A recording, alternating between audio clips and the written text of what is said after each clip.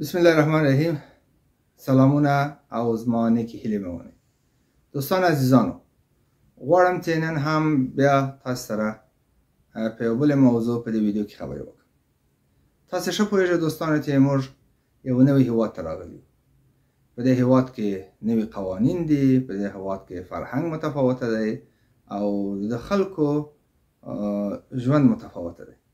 په دې خاطر چې موږ د هیواد کې آرام ژوند ولرو او د قانون په اساس باندې ژوند ولرو، نو پکار دی چې له بعضې شیانو نه ځان خبر کړو. نن تاسو سره په دوه مهمو مسایلو خبرې کوم چې هغه اجتماعي مسایل دي او ستاسې مشخصا ستاسې په کورنۍ پورې مربوط مسایل دي. یعنی که دا شیان په نظر کې ونیسو نو په دې هیواد کې به ژوند به مو آرامي او له ستونزو سره به مخامخ نوسو. اوله موضوع د قهر موضوع ده، د قهر او یا کله چې موږ اعصاب خراب سي. ولې مو اعصاب خرابېږي؟ ولې په قهرېږو؟ نن پر ده باندې خبرې کوو. عوامل یې د صحي لحاظه کم دي. په کومو مواردو کې زموږ اعصاب خرابېږي او کله مو چې اعصاب خراب سي کوم کارونه راښکه کېږي او بیا یې عواقب څه دي. دا ډېر مهمه ده. دوستانو عزیزانو، زموږ تاسې اعصاب خرابي او قهر اکثرا له دې نه دی چې هر هغه شی چې وایو او هر هغه شی چې اورو. ښه متوجه اوسئ، دواړه زموږ تاسې اعصاب خرابي. کله کله یوه خبره کوو ولو چې خبره زموږ پورې نه وي، خبره بل چاته کوو، ولې بیا هم زموږ په اعصابو تاثیر کوي. او کله چې په اعصابو تاثیر وکړه، اولین عکس العمل یې دا دی چې تاسې په قهر کېږئ، عصباني کېږئ. او که چیرې چا درته کومه بده خبره وکړه، زشته خبره وکړه، بیا هم پر تاسې تاثیر کوي، عصباني کېږئ. چې کله عصباني سئ، معمولا انسانان کله عصباني سي عکس العمل ښکاري، په قهرېږي او عصباني کېږي. او ته پوهېږې چې کله عصباني سوې نو د تا نه بعضې هغه کارونه سر وهي یا بعضې هغه کارونه کوئ چې بیا پسته کله چې جوړ سئ، اعصاب مې جوړ سي، تاسې سخت پر پښیمانه یاست. نو نن پر ده باندې خبرې کوو. دوستانو، طبابت وایي چې د انسان مغز څو برخو نه تشکیل دی. یوه برخه یې دلته ده او یوه برخه یې هم شاته ده. هغه برخه چې قضاوت کوي او هغه برخه چې همیشه ښه تصامیم نیسي، فکر کوي، سنجیده تصامیم نیسي، هغه دلته. او دا برخه د مغز دی. همیشه کله چې آرامه اوسئ، کله چې نورماله ناست اوسئ، هلته ډېر ښه کار کوي.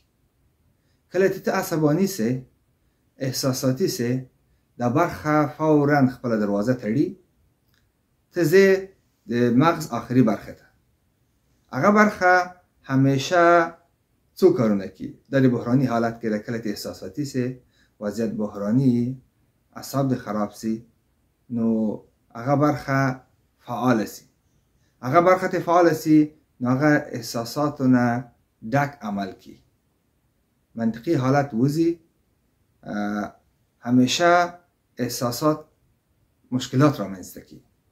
نو کوشش وکئ چې عصباني نسئ.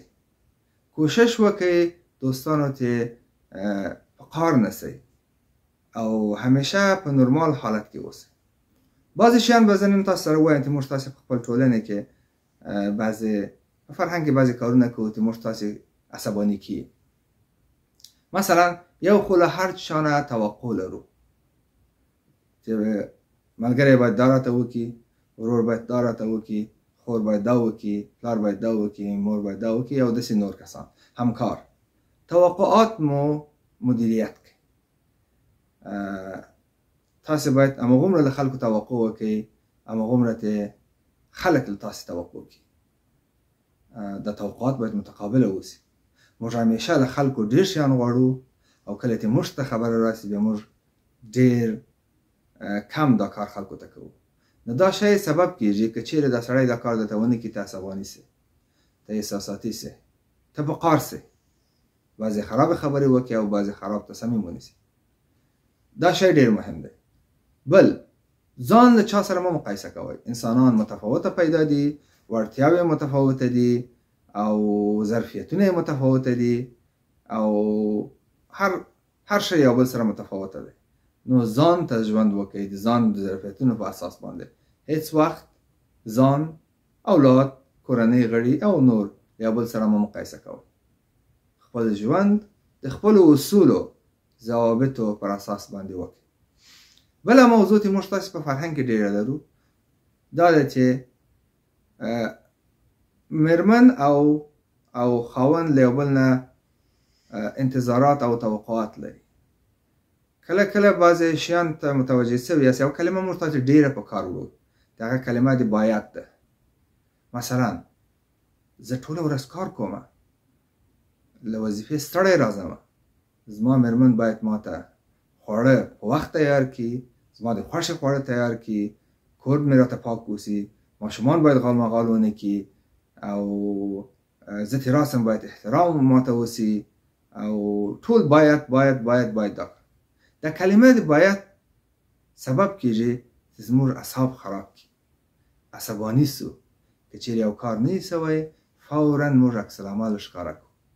دا کیدای شي ووایي چې والا ضرورت دی چې زه یو ښه خواړه ولرم، ښه دی چې ښه خواړه اوسي، ښه دی چې کور پاک اوسي. دا کلمه باید مه استفاده کوئ. دا سبب کیږي چې تاسې په قهر سئ، عصباني سئ او اعصاب مو خراب سي. او دا یوازې د میړه او د ښځې ترمنځ نه، د ټولو ترمنځ دا مسله یادوم.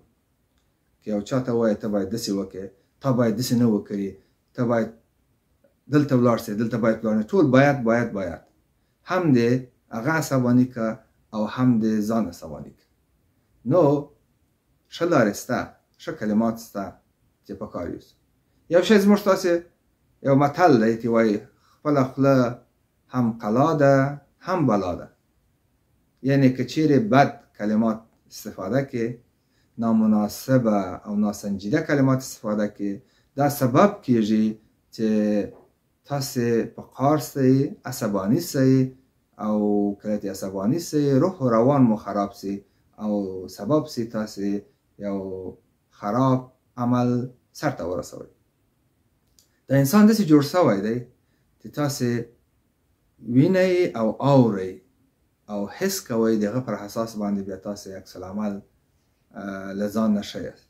که چیرې بده خبره مو واورېدله یا بده خبره وکئ، دا مو په اعصابو تاثیر کوي. له دغه قسمت د اعصابو نه تاسې ځئ شاته، د شا قسمت اعصاب مو بعضې احساساتي تصامیم نیسي، احساساتو په حالت کې یاست، تاسې مناسبه تصامیم نسئ نیولی او عکس العمل مناسبه له ځانه نه ښیاست. او دا سبب کیږي دا کلمات چې تاسې اورئ او وایاست چې یو عمل تاسې سرته ورسوي او دا عمل بیا اکثرا غیر منطقي او غیر قانوني عمل. نو بناءً خپل قهر، غصه او عصبانیت مدیریت کړئ او کوشش وکړئ چې په حوصله مندۍ سره ټول مسایل د خبرو لخوا د مناسبو الفاظو لخوا حل کړئ.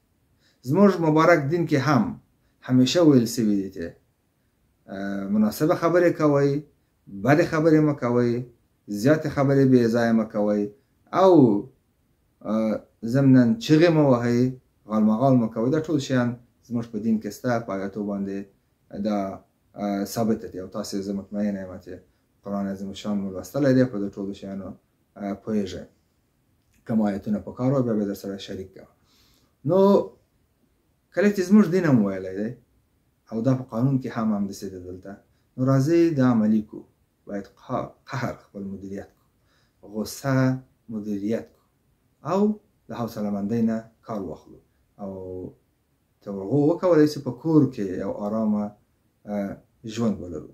نو راځم بله موضوع ته چې له ده سره له غصې سره اړه دی. په کور کې که چیرې د اعصاب خرابي او غصه وکړې، په قهر اوسې، حتما یو جنجال د نارینه او د ښځې ترمنځ راځي. یعنې د میړه او د ښځې ترمنځ مشکلات رامنځته کېږي. دا مشکلات که چیرې تاسې په قار اوسئ او احساساتو کې اوسئ دا د خشونت لخوا یا تاوتریخوالي لخوا حلوئ. یعنې یو بل ته ښکنځل کوئ، میړه تاوتریخوالی کوي، جنګ کوي او حتی ښځه وهي، ټکوي یې، نو دلته کورنۍ تاوتریخوالی رامنځته کېږي. موږ په یو هېواد کې ژوند کوو چې د قانون پر بنسټ کورنۍ تاوتریخوالی جدا منع دی او که چیرې دا کار وسه او چا دا کار وکړه نو خلک به په زندان کې او ستاسې د مهاجرت په حالت باندې به ډېر سخت او منفي تاثیر وکړي. یو شی ډېر مهمه دی دوستانو چې باید پر هغه فکر وکړو، دا دی چې یوه غوټه چې په لاس خلاصېږي ولې په خوله خلاصوي؟ موږ تاسې له یو ښه فرهنګ نه راغلي یو. د جنګ په څو کلونو کې 20 30 50 کاله زموږ فرهنګي ښه برخې هم خرابې کړي دي. تاسې 50 شپېته کاله مخکې وګورئ، موږ ډېر ازاده ملت وو، ډېر ښه دودونه مو درلوده، ولې متاسفانه جنګ ډېر شیان را خراب کړه.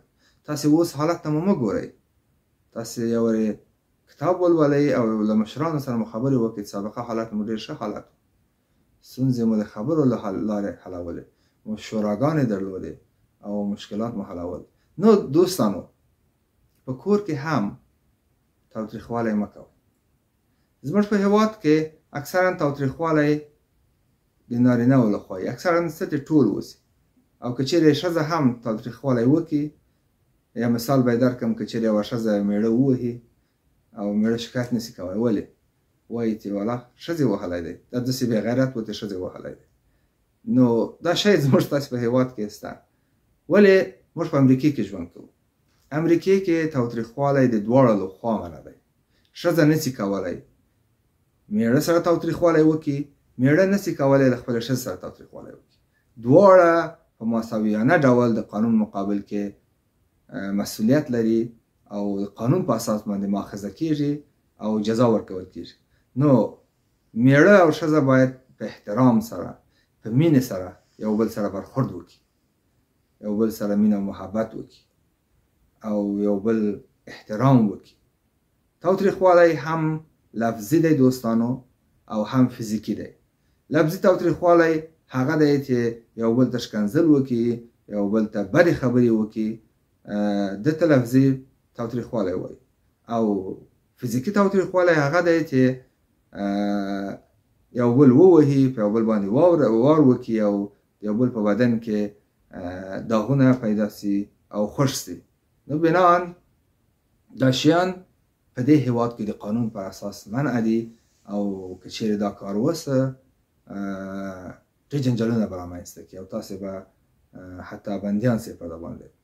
نو راځئ د خپل هېواد یو ښه فرهنګ، د دین یو ښه نمایندګي وکړو او یو ښه فرهنګ دلته د خلکو ته ورمعرفي کړو چې یو بل احترام کوو، کورنیو منځ کې یو خاص احترام لرو او د داسې یو هېواد نمایندګي کوو. که چیرې موږ تاسې دوستانو بد کار وکړو، خراب کار وکړو، په ستونزو کې ولویږو، د ټولو افغانانو نمایندګي کوو، د ټولو افغانانو نوم دلته بدېږي او موږ تاسې د خپل هېواد بده نمایندګي کوو. نو راځئ دا کار ونه کړو. یو څو وخته مخکې تاسې به په ویډیوګانو کې لیدلې چې یو ورور په بل ورور پسې چاقو راخیستی و. نتیجه یې څه وسوه؟ پولیس مداخله وکړه. دا سړی په قانون نه و خبر او چاقو یې په لاس کې و. پولیس ورته ویل چاقو کښېږده. د سړي د پولیس خبره وانه اورېدله. دا سبب څه پولیس ټکان پرې وکړي او سړی زخمي سه. مور یې هم ژړله، پلار یې هم، کورنۍ ټوله خفه وه او ټولو ویلې چې افغانانو دا کار کړی. یو افغان کورنۍ، یو افغان چې څه وخته مخکې دلته راغلی و، ګورئ د ټولو افغانانو نوم ورسره بد څه.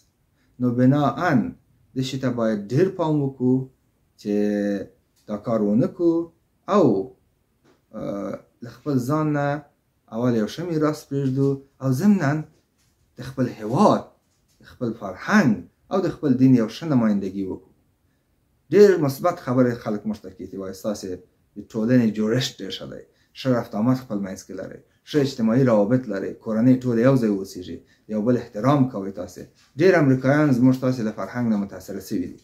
راځئ همدا مثبت شیان نور هم ډېر کړو، او که کوم منفي شی خدای نخواسته وسي دلته د پای ټکی کښېږدو.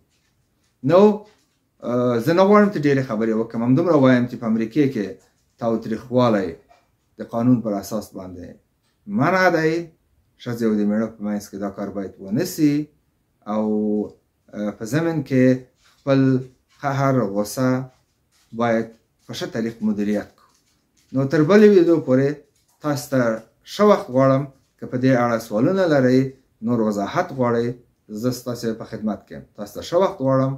خدای مو راوله.